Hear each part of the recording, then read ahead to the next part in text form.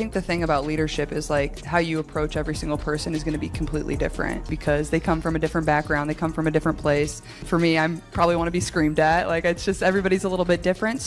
But that takes time, and building relationships is really important. The WNBA was never supposed to look like this. Record-breaking ratings, arenas overflowing with fans, rivalries exploding across social media, and players becoming global icons overnight. But beneath the glitter and headlines, deep cracks are spreading through the league's foundation. And at the center of the storm sits the Indiana Fever, the team that was supposed to rise into greatness on the shoulders of Caitlin Clark, but instead finds itself drowning in tension, ego clashes, and organizational uncertainty. They were America's darling for a moment, until they became America's drama. And now, behind closed doors, owner Steve Simon is quietly exploring something no one thought possible. A move so bold, so seismic, that it could change not just the Fever's future, but the entire direction of the WNBA. He is reaching out to the one woman whose shadow still towers over women's basketball, a pioneer, a legend, a force of nature. Cheryl Miller. Steve Simon has never been the loudest owner. He's patient, calculating, and deeply invested in the Fever's long-term future.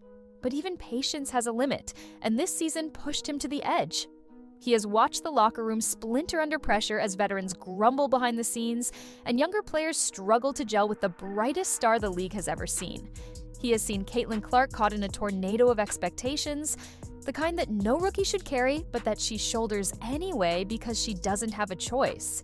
He has watched every misstep become a headline, every foul turn into an argument, and every loss ignite online chaos. What was supposed to be a fresh start for the franchise has turned into an unending soap opera. And Simon knows the truth. Well, we're thankful that she's here. You know, when you talk about women's sports, it's been Caitlin, and what she has done is amazing, and I think quite a passion for her for quite some time. You cannot fix a broken culture with talent alone. You fix it with leadership, you fix it with someone who commands universal respect, and there is only one name powerful enough to do that.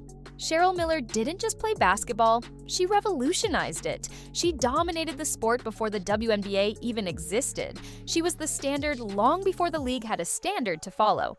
Her intensity, her discipline, her presence were so overwhelming that opponents feared her and teammates knew better than to slack under her watch.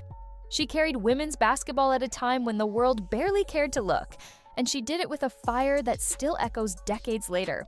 When Cheryl Miller walks into a room, the air changes, veterans sit straighter. Rookies stop talking, coaches listen, owners pay attention. That is the kind of authority that can lift a franchise out of chaos, and that is why Steve Simon picked up the phone. The conversation didn't leak immediately, but when the whispers surfaced, they resurfaced like a thunderstorm. Simon reportedly approached Miller with a simple message. The Fever don't need another PR-friendly figure. They need someone who can reshape the entire culture. Discipline, structure, standards, accountability, all the things that winning teams are built on. And Miller, never one to speak lightly, made it clear she wouldn't be coming in to play around. She would come to rebuild everything from the ground up. That one sentiment set the league on fire, because when Cheryl Miller talks about change, she means revolution. Meanwhile, Caitlin Clark has been living a life few athletes will ever understand. She's selling out arenas in cities she's never been to. Her games pull in more viewers than primetime television.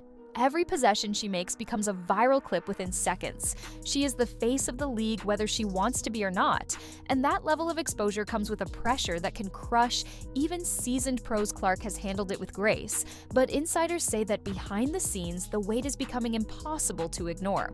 She knows the team has talent, she knows the roster is full of potential, but she also knows something isn't clicking. She reportedly told teammates privately that they have the pieces, but not the system. And that is exactly where someone like Cheryl Miller becomes invaluable. Because Cheryl doesn't just teach basketball, she teaches identity. The very idea of Miller working with Caitlin Clark feels cinematic. The pioneer guiding the prodigy. The woman who once carried women's basketball, showing the new face of the sport how to transform pressure into purpose. Clark has struggled with the absence of consistent leadership, and the veterans around her have sometimes let jealousy or resentment cloud their focus. With Miller in the room, none of that survives. Players wouldn't question her authority. Coaches wouldn't override her guidance. And Clark, for the first time since entering the league, would have a mentor who understands the weight she carries, because Miller once carried even more when she had far fewer resources and far less support. Sources say Simon and Miller have already met privately in Indianapolis, not to negotiate a head coaching position outright, but to discuss a potential consulting role, a backdoor entry that could eventually become something far more permanent. Advisors are calling it the role before the role. If things fall into place, Miller could slide into a hybrid position, part strategist, part coach, part fixer. The Fever wouldn't just be hiring a basketball mind, they'd be hiring a cultural architect, and the WNBA as a whole would feel the impact instantly. Because this isn't just about the Fever, Miller's involvement would send a message to the entire league. Stars and egos don't run teams, standards do. And if Miller takes on this challenge, legends like Lisa Leslie, Tina Thompson, and Dawn Staley could follow her lead, building out a coaching mentorship pipeline the league has desperately needed for years.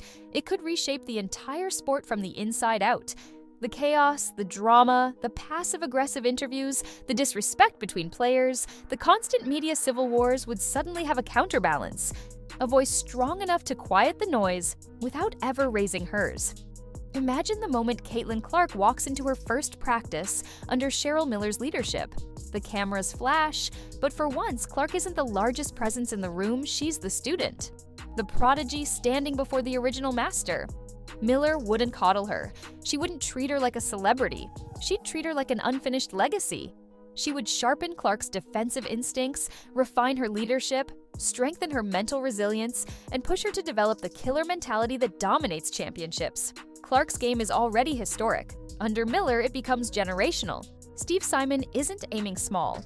Insiders say he's dreaming of something far bigger than a coaching change. He sees an opportunity to reshape the entire WNBA culture and place Indiana at the center of it.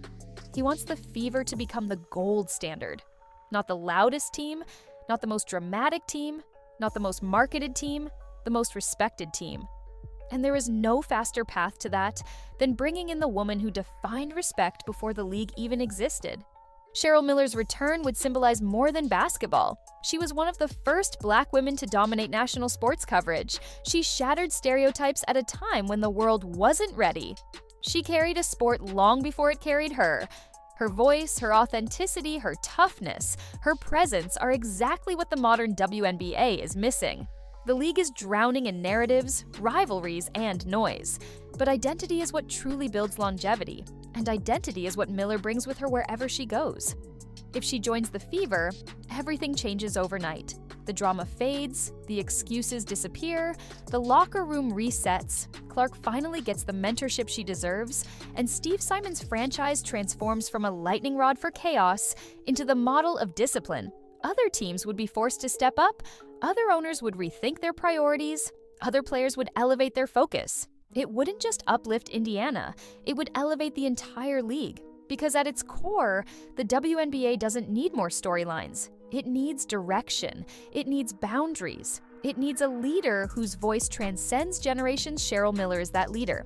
And the fact that Steve Simon has already reached out shows he knows it too. If the rumors are true, and if this partnership does happen, it won't just be a new chapter, it will be a new era. A return of a legend to guide the future of a prodigy, and the rebirth of a franchise determined to reclaim its identity.